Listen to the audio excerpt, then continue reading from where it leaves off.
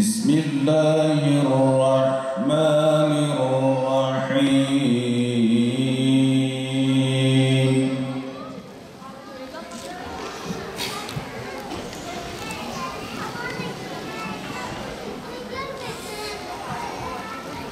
أم حسبتم أن تدخلوا الجنة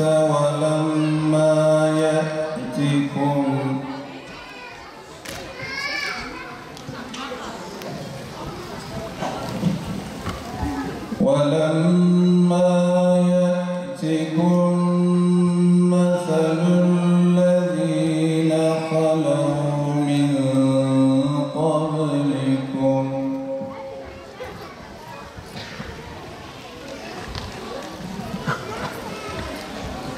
مستهم البأساء والضراء وزلزلوا حتى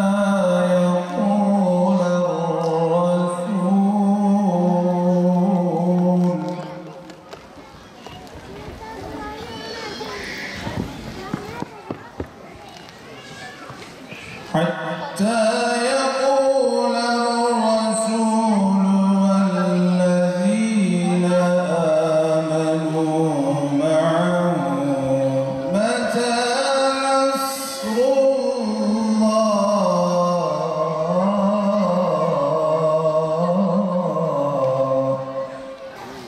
وأما بنعمة ربك فحدث الله أكبر صدق الله العظيم.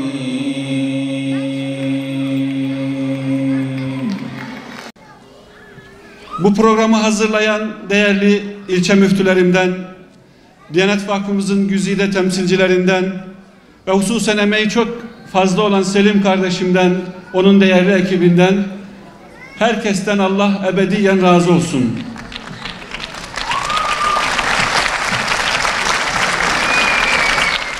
Aynı zamanda birazdan inşallah hem kulaklarımızın hem gönlümüzün pasını giderecek olan değerli sanatçılarımızdan da Allah razı olsun. Onların da feyizlerini, bereketlerini artırsın inşallah. Değerli kardeşlerim, bu tür programlar bizim için son derece önemli. Bir şeyler yapmak zorundayız. Arakan kan ağlarken, Filistin Yahudilerin zulmü altında inlerken, Yemen'de kardeş kardeş kavgasıyla çocuklar açlıktan ölürlerken, Doğu Türkistan'da, kısacası Mısır'da, memleketimizin bir kısım yerlerinde ve özellikle gönül coğrafyamızda garip olan, çaresiz olan, kimsesiz olan insanların seslerini duymak zorundayız. Onlara sedamızı, iyilik ellerimizi uzatmak durumundayız. Bu programların manası aslında budur. Şunu arz etmek istiyorum. Belki Diyanet Vakfımızın yapmış olduğu faaliyetlerle ilgili bizim tanıtamadığımızdan dolayı bir eksikliğimiz var. Bunu ben huzurlarınızda kabul ediyorum. Ama inşallah bundan sonra müftülüğümüz ve bütün Diyanet İşleri Başkanlığımızın buradaki Taşra'daki temsilcileri, görevlileri olarak yurdun her tarafında, dünyanın her tarafında hayırlı hizmetlerde bulunan ve dünyanın en önemli kurum ve kuruluşlarından birisi olan Diyanet Vakfımızı tanımak durumundayız. Artık bundan sonra sizler ve bizler Diyanet Vakfı adına hayır işlerinde vakfımızın bir gönüllü elemanı olarak yurt içerisinde, yurt dışında çalışabiliriz. Memleketimizin hayır sahipleri, başta Diyarbakır'ımız olmak üzere, memleketimizde garip, kimsesiz ve çaresiz olan bütün yetimlere, kimsesizlere, derman bekleyen herkese yardım göndermek üzere zekatlarını, sadakalarını, hayri hizmetlerini vermek isteyen bütün kardeşlerimize şunu rahatlıkla söylemenizi ben sizlerden istirham ediyorum. Diyanet Vakfı en güvenilir bir şekilde siz ister elden yatırarak, ister telefon kullanarak teknoloji ve vasıtasıyla Diyanet Vakfımıza yapmış olduğunuz yardımlarınız nereyi istiyorsanız kuruşu kuruşuna eksiksiz bir şekilde yerine ulaşacaktır.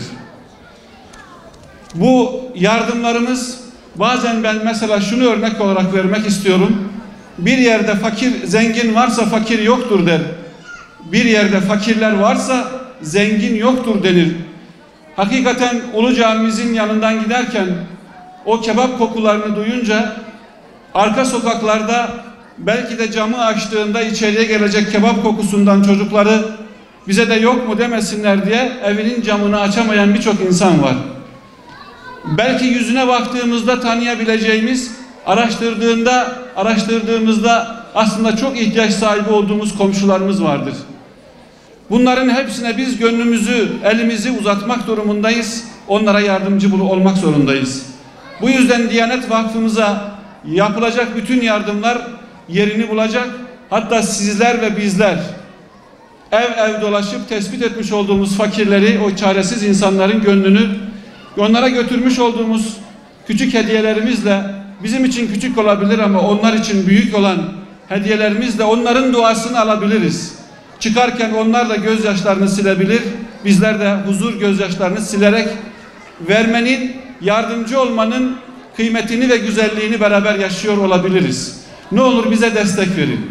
Allah devletimize zeval vermesin. Kurumumuz en güzel şekilde bu hizmetleri yürütecektir. İstiyoruz ki okumak isteyen öğrencilerimize burs verelim. İstiyoruz ki kurban bayramlarında senede bir defa evine et girecek kimselere önce biz koşturalım. Geçen yıllar biliyorsunuz Diyarbakır'ımızdan Diyanet Vakfı'na kurban gönderildi. Diğer yıllarda 200 taneyken 1.700.000 nüfusu olan Diyarbakır'ımızdan Diyanet Vakfı'na verilen kurban sayısı 220 iken bu geçtiğimiz kurban bayramında 900'e ulaştı. Diyanet Vakfımız 200'den 900'e çıktığını görünce Diyarbakır'ımıza tam 3500 tane kurban gönderdi. Ve biz hem merkezde hem de ilçelerimizde bu kurbanları dağıttık hamdolsun. Camiler yapılıyor, kurslar yapılıyor. Yurt içinde, yurt dışında öğrencilere burslar veriliyor. Ve inşallah bu sizlerin de desteğiyle artacak. Hele yurt dışında şu anda gönül coğrafyamızın tamamında sizlerin, bizlerin Anadolu'dan göndermiş olduğumuz desteklerle camiler yapılıyor. Biz sizden Kur'an bekliyoruz. Evinde yıllardır okuduğu bir kitabı, bir feraiz kitabını, Arapça bir miras kitabını Kur'an'dır diye okuyan İslam ülkeleri var biliyorsunuz. Yıllardır Kur'an zannederek okuyor.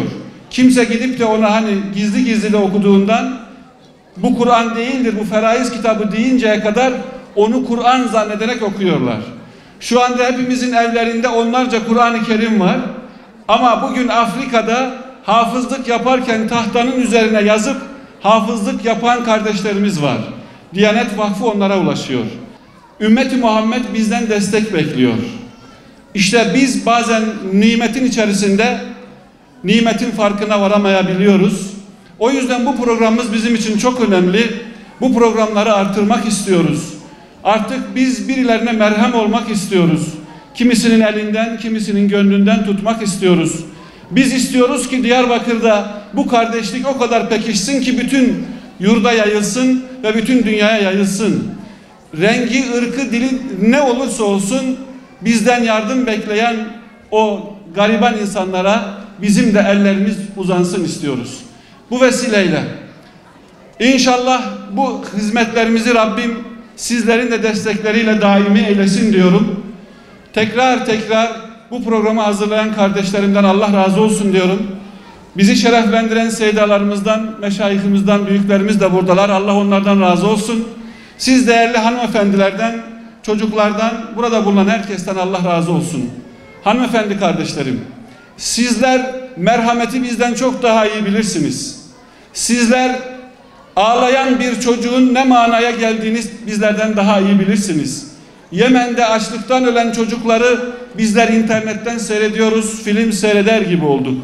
Merhamet duygumuz bizde kayboldu sanki. Ama sizlerin sayesinde merhamet hizmete dönüşsün inşallah. Yaptığınız hizmetlerle başta memleketimizde ve bütün cihanda iyilikler yayılsın, gariban kimse kalmasın inşallah. Hoş geldiniz, sefalar getirdiniz. Allah sizlerden ebediyen razı olsun. Aleyküm ve rahmetullahi ve berekatuhu. Diyarbakır'ın güzide insanları, hepiniz hoş geldiniz, şeref verdiniz inşallah.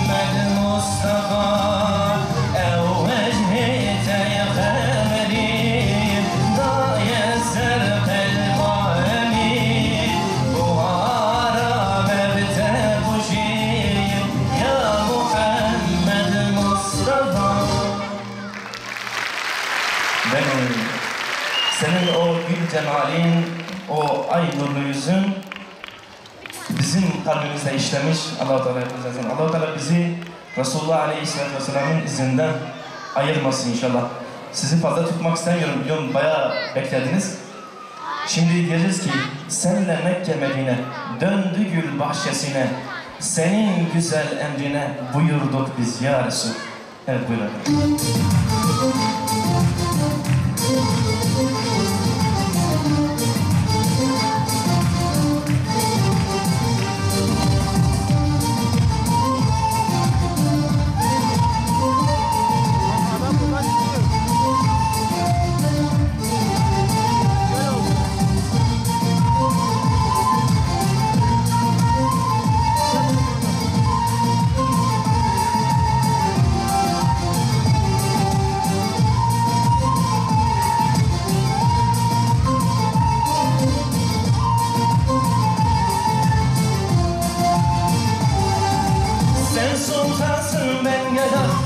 Canım kurban ya Resul, bu can yoluna feda, ashab gibi ya Resul.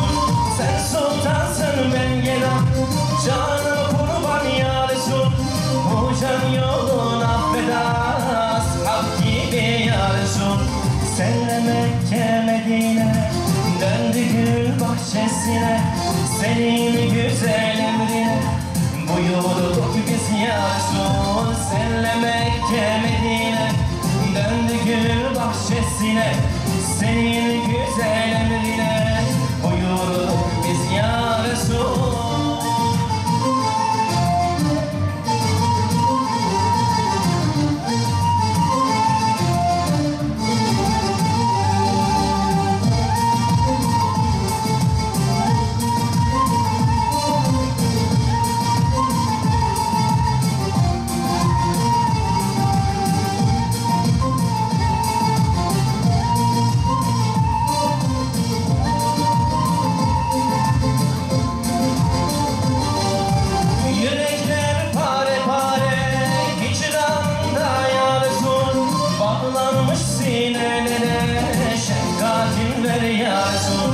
Yürekler pare pare hicranında ya Resul, bağlanmış sinelere şefkatin ver ya Resul. Senle Mekke Medine, döndü gül bahçesine, senin güzel emrine buyurduk biz ya Resul. Senle Mekke Medine, döndü gül bahçesine, senin güzel emrine buyurduk biz ya Resul.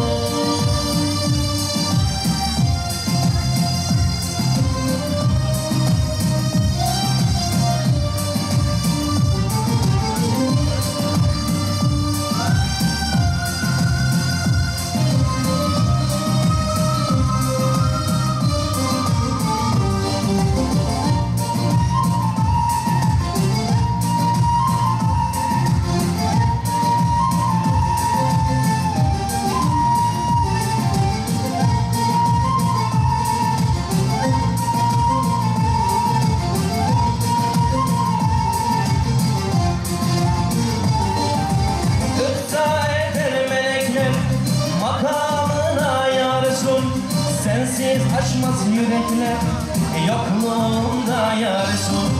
Gıpta eder melekler makamına ya Resul. Sensiz atmaz yürekler yokluğunda ya Resul. Senle Mekke Medine, döndü gül bahçesine, senin güzel emrine buyurduk biz ya Resul.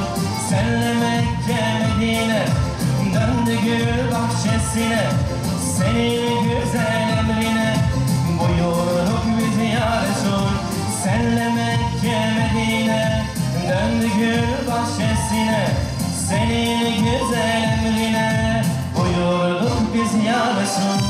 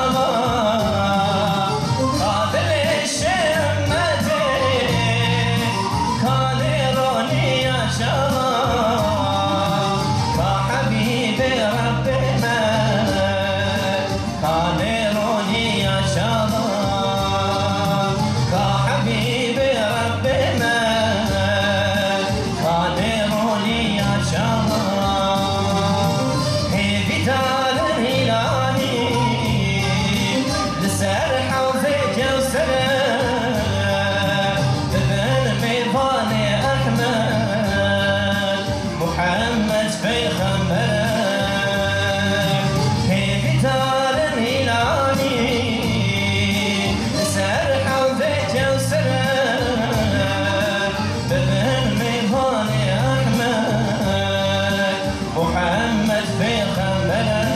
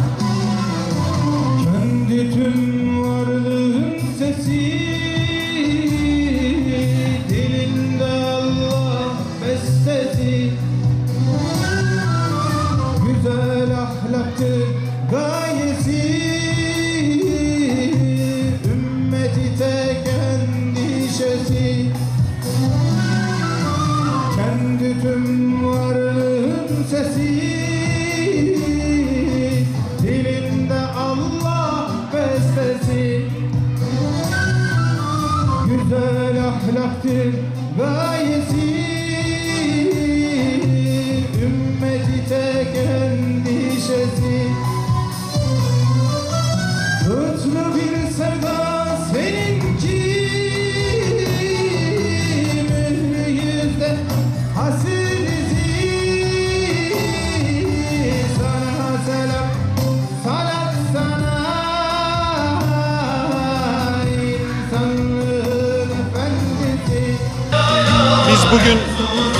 Diyarbakır İl Müftülüğü ve Diyarbakır Diyanet Vakfı Şubesi olarak Diyanet Vakfımızı tanıtıp yurt içinde ve yurt dışında yetimler için, yoksul ve kimsesizler için bir katkıda bulunmak üzere bu programı hazırladık. Aynı zamanda Diyanet Vakfımızın da tanıtılmasını amaçlıyoruz. Zira halkımızın Diyanet Vakfı'nı tanıması gerektiğini düşünüyoruz. Diyanet Vakfımız artık Türkiye'de ve dünyanın her tarafında Hepiniz yetimlere, kimsesizlere, çaresizlere destek oluyor. Özellikle yurt içinde çok ciddi hizmetler olduğu gibi gönül coğrafyamızın, ümmet coğrafyamızın her bir köşesinde çok ciddi maddi manevi desteği oluyor. Bu yüzden biz istiyoruz ki Diyanet Vakfımızı vatandaşımız tanısın, çok güvenli bir şekilde yapacağı hayırları, vereceği zekatı, vereceği sadakasını çok rahatlıkla her türlü şekilde Diyanet Vakfımıza yatırıp hem de kontrol edip veya ettirebilir ve nerelere harcandığını da öğrenebilir.